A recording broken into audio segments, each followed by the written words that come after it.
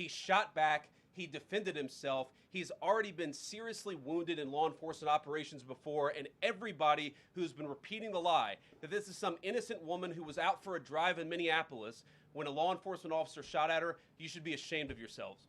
Every single one of you. Questions? Thank you, Mr. Vice President. I wanted to read a quote from Tim Walz earlier today. He said, "When things looked bleak, it was Minnesota's first that held the line for the nation on July 3rd, 1863, and I think we may be in that moment now." Can you comment on his rhetoric and Mayor Jacob Frey and whether they want to see unrest in Minneapolis? Well, that's very tough rhetoric from a guy who just quit because his fraudulent activities have been uncovered.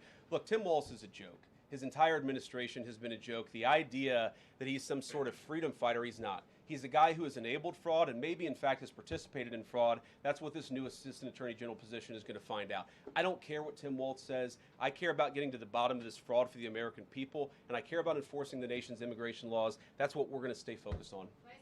On a related question here, I mean, Democrats have accused ICE of murder. They've said they're targeting Americans. They've told ICE to get the F out of Minnesota. This is going to stoke the fire against ICE agents, and you're talking about ICE agents right now and being concerned about them. What, if anything, is the administration going to do to make sure these folks are protected during these protests? But also, should DHS sort of revisit their procedures here? I mean, nobody wants to see an American killed. Are there changes that need to be made to make sure something like this doesn't happen again? Look, first of all, of course, nobody wants an American citizen to be killed. This is absolutely a tragedy, but it's a tragedy of the making of the far left. They have radicalized a very small segment of the population, taught them that ICE agents are engaging in wide-scale violation of people's rights. What our ICE officers are doing is deporting the millions of criminal aliens that were let in during the Biden administration. So number one, we have to say, as a matter of leadership, and I would appreciate if the Democrats would join me on this, let's be honest about the fact that we have way too many illegal aliens in this country. Our ICE officers should be supported in doing their job.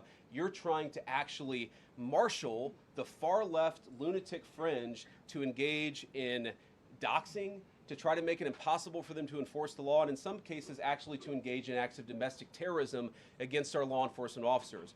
When you talk about different plans, different protocols, different policies, I forget exactly how you asked the question. Here's the simple fact. What we're going to do is make it easier for the American people's administration to enforce the American people's law.